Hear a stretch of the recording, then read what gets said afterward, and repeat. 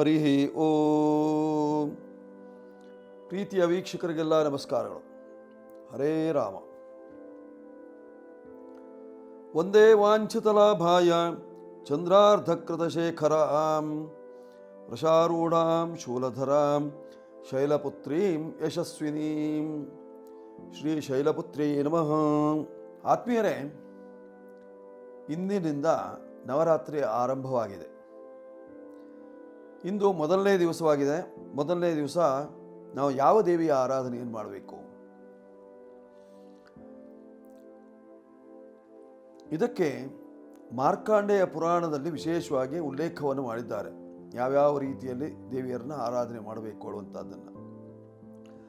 ಪ್ರಥಮಂ ಶೈಲಪುತ್ರೇತಿ, ದ್ವಿತೀಯಂ ಬ್ರಹ್ಮಚಾರಿಣಿ, ತೃತೀಯಂ ಚಂದ್ರಘಂಟೇತಿ, ಕೂಷ್ಮಾಂಡೇತಿ ಚತುರ್ಥಕಂ, ಪಂಚಮೋ ಸ್ಕಂದಮಾತೇತಿ, ಷಷ್ಠೋ ಕಾತ್ಯಾಯನೇತಿ ಚ, ಸಪ್ತಮೋ ಕಾಲರಾತ್ರಿಶ್ಚ, ಮಹಾಗೌರೀತಿ ಚಾಷ್ಟಮಂ, ನವಮಂ ಸಿದ್ಧಿದಾತ್ರಿ ಚ, ನವದುರ್ಗಾ ಪ್ರಕೀರ್ತಿತಾ. 9 ದುರ್ಗೆಯರನ್ನು ಆರಾಧನೆ ಮಾಡಬೇಕು. ಈ 9 ದುರ್ಗೆಯರು ಯಾರು? ಮೊದಲನೇವಳೆ ಶೈಲಪುತ್ರಿ. ಶೈಲಪುತ್ರಿ ಅಂದರೆ ಯಾರು ಹಾಗಿದ್ರೆ? ಈ ಶೈಲಪುತ್ರಿಯನ್ನು ಆರಾಧನೆ ಮಾಡುವಲ್ಲಿ ಋಷಿಮುನಿಗಳೆಲ್ಲರೂ ಸಹಿತವಾಗಿ ಇವತ್ತಿನ ದಿವಸ ಮೂಲಾಧಾರ ಚಕ್ರದಲ್ಲಿ ವಿಶೇಷವಾಗಿ ಶಕ್ತಿಯನ್ನಿಟ್ಟು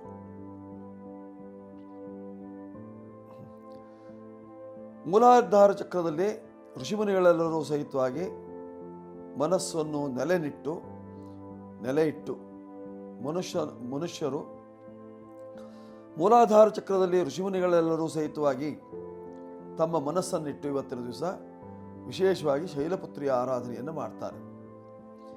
ಶೈಲಪುತ್ರಿ ಅಂದರೆ ಪರ್ವತರಾಜ ಹಿಮವಂತ, ಅವನ ಹೆಂಡತಿ ಮೇನಕೆ.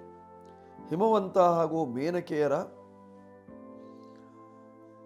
ಮಗಳಾಗಿ ಹುಟ್ಟಿರತಕ್ಕಂಥವಳು ಶೈಲಪುತ್ರಿ, ಅರ್ಥಾತ್ ಪಾರ್ವತಿ, ಪರ್ವತರಾಜನ ಮಗಳು ಪಾರ್ವತಿ ದೇವಿ. ಈ ಪಾರ್ವತಿ ದೇವಿ ಹುಟ್ಟಿನಿಂದಲೂ ಸಹಿತವಾಗಿ ಶಿವನ ಆರಾಧಕಳು, ಶಿವನ ಮೇಲೆ ಭಕ್ತಿ ಉಳ್ಳವಳು. ಶಿವಲಿಂಗವನ್ನು ನೋಡಿದಾಗ ಅವಳಿಗೆ ಸಂತೋಷ ಉಂಟಾಗ್ತದೆಯಂತೆ. ಶಿವನ ಲಿಂಗವನ್ನು ನೋಡಿದಾಗ ಭಕ್ತಿ ಶ್ರದ್ಧೆ ಮೂಡ್ತದೆಯಂತೆ. ಶಿವನ ಒಲುಮೆಗೆ ಆಗಿ ಹಾತೊರಿತಾ ಇರತಕ್ಕಂಥವಳು. ಸದಾ ನಿತ್ಯ ನಿರಂತರವಾಗಿಯೂ ಸಹಿತವಾಗಿ ಶಿವನ ಧ್ಯಾನವನ್ನು ಮಾಡ್ತಾ ಇರತಕ್ಕಂಥವಳು.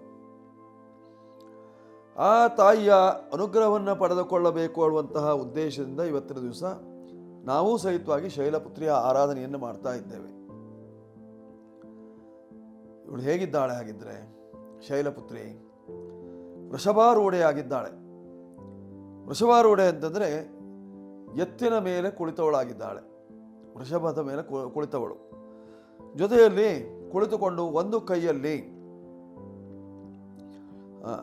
ದ್ವಿಭುಜೆಯಾಗಿರತಕ್ಕಂಥವಳು, ಎರಡೇ ಭುಜ ಇರತಕ್ಕಂಥವಳು. ಒಂದು ಕೈಯಲ್ಲಿ ತ್ರಿಶೂಲವನ್ನು ಹಿಡಿದುಕೊಂಡಿದ್ದಾಳೆ, ಮತ್ತೊಂದು ಕೈಯಲ್ಲಿ ಹೀಗೆ ಕೈಗಳಲ್ಲಿ ಆಯುಧವನ್ನು ಹಿಡಿದುಕೊಂಡಂತಹ ಶೈಲಪುತ್ರಿಯು ವೃಷಭದ ಮೇಲೆ ಕುಳಿತಿರತಕ್ಕಂತಹ ವಿಶೇಷತೆಯನ್ನು ನಾವು ಕಾಣ್ತೇವೆ. ವೃಷಭಾರೂಢಿಯಾಗಿರ್ತಕ್ಕಂತಹ ಶೈಲಪುತ್ರಿ ಸಕಲ ಕಷ್ಟಗಳನ್ನು ಧ್ವಂಸ ಮಾಡಿ ಇಷ್ಟಾರ್ಥ ಸಿದ್ಧಿಯನ್ನು ಒದಗಿಸಿಕೊಡ್ತಾಳಂತೆ. ಆ ತಾಯಿಯ ಅನುಗ್ರಹ ನಿತ್ಯ ನಿರಂತರವಾಗಿ ನಮಗೆ ಬೇಕಾಗಿರತಕ್ಕಂಥದ್ದು. ಭಕ್ತಿಯ ಪರವಶತೆಯ ಸನ್ಮಾರ್ಗವೇ ನಮಗೆ ಸನಾತನ ಧರ್ಮದ ತಳಹದಿಯಾಗಿರ್ತಕ್ಕಂಥದ್ದು. ಆದ್ದರಿಂದ ಭಕ್ತಿಯಿಂದ ಶ್ರದ್ಧೆಯಿಂದ ದೇವತಾ ಆರಾಧನೆಯನ್ನು ಮಾಡಿದಾಗ ಆ ತಾಯಿ ಶೈಲಪುತ್ರಿ ದೇವಿ, ಅರ್ಥಾತ್ ಹಿಮವಂತ ಹಾಗೂ ಮೇನಕೆಯರ ಮಗಳಾಗಿರ್ತಕ್ಕಂತಹ ಶೈಲಪುತ್ರಿ ದೇವಿ ನಮ್ಮನ್ನು ಉದ್ಧರಿಸಿ ನಮ್ಮ ಕಷ್ಟವನ್ನೆಲ್ಲ ಪರಿಹರಿಸಿ ನಮಗೆ ಸುಖವನ್ನು ನೀಡುವುದರಲ್ಲಿ ಸಂಶಯವೇ ಇಲ್ಲ.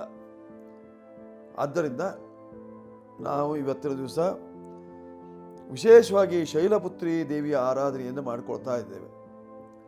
ಆ ತಾಯಿಯೇ ಪಾರ್ವತಿ ದೇವಿಯೇ ಶೈಲಪುತ್ರಿ ಆಗಿರತಕ್ಕಂಥವಳು.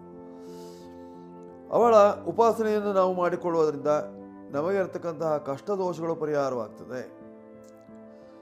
ಅವಳ ಉಪಾಸನೆಯನ್ನು ಮಾಡುವುದರಿಂದ ನಮಗಿರ್ತಕ್ಕಂತಹ ಕಷ್ಟ ದೋಷಗಳು ಪರಿಹಾರವಾಗಿ ಸುಖ ನೆಮ್ಮದಿ ಉಂಟಾಗುವಂತಹ ಸಾಧ್ಯತೆ ಇರತಕ್ಕಂಥದ್ದು.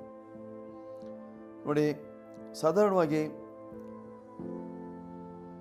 ಹಳದಿ ಮಿಶ್ರಿತವಾಗಿರ್ತಕ್ಕಂತಹ ಬಿಳೆ ಬಣ್ಣದ ಬಟ್ಟೆಯನ್ನು ಧರಿಸುವವಳಾಗಿ ಕೈಯಲ್ಲಿ ಕಮಲ ಪುಷ್ಪವನ್ನು ಹಿಡಿದುಕೊಂಡು ಸುಂದರವಾದಂತಹ ಮುಖವುಳ್ಳವಳಾಗಿ ಸದಾ ಕಾಲದಲ್ಲೂ ಸದಾಶಿವನನ್ನು ಧ್ಯಾನಿಸ್ತಾ ಇರತಕ್ಕಂತಹ ಆ ಪಾರ್ವತೀ ದೇವಿಯ ನಮಗಿರತಕ್ಕಂತಹ ಸಂಕಷ್ಟಗಳೆಲ್ಲ ಪರಿಹಾರವಾಗಿ ಸುಖ ಪ್ರಾಪ್ತಿಯಾಗುವಂತಹ ಲಕ್ಷಣ.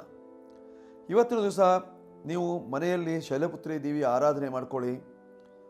ಜೊತೆಯಲ್ಲಿ ಮನೆಗೆ ಒಂದು ಸುಮಂಗಲಿಯನ್ನು ಕರೆದು ಅವಳಿಗೆ ಬಾಗಿನ ಇತ್ಯಾದಿಗಳನ್ನು ಕೊಟ್ಟು, ಹಾಗೂ ಇವತ್ತಿನ ದಿವಸ 2 ವರ್ಷದ ಕುಮಾರಿಯನ್ನು ಮನೆಗೆ ಕರೆದು ಅವಳನ್ನು ಪೂಜಿಸಿ ಅವಳಿಗೆ ನೀವು ವಸ್ತ್ರ ಇತ್ಯಾದಿಗಳನ್ನು ಕೊಡುವುದರ ಮೂಲಕವಾಗಿ ಆ ತಾಯಿಯನ್ನು ನೀವು ಪೂಜಿಸುವುದರಿಂದ ನಿಮಗಿರತಕ್ಕಂತಹ ಸಂಕಷ್ಟಗಳೆಲ್ಲ ದೂರವಾಗಿ ಸುಖ ಪ್ರಾಪ್ತಿಯಾಗುವಂತಹ ಲಕ್ಷಣಗಳಿದ್ದಾವೆ. ಮಾಡಿಕೊಳ್ಳಿ, ಶುಭ ಉಂಟಾಗ್ತದೆ. ಇವತ್ತಿನ ದಿವಸ ಶೈಲಪುತ್ರಿಯ ಆರಾಧನೆ, ಇದು ನವರಾತ್ರಿಯ ಮೊದಲನೇ ದಿವಸ ಮಾಡಬೇಕಾಗಿರ್ತಕ್ಕಂಥದ್ದು. ಇದು ನಿಮಗೆ ಇಷ್ಟವಾಗಿದ್ದಲ್ಲಿ ಸಬ್ಸ್ಕ್ರೈಬ್ ಮಾಡಿ, ಬೆಲ್ ಬಟನ್ ಒತ್ತಿ. ಜೊತೆಯಲ್ಲಿ ನಂಬರ್ಗಳಿದ್ದಾವೆ, ಬೇಕಾದರೆ ಕರೆ ಮಾಡಿ. ಶುಭವಸ್ತು.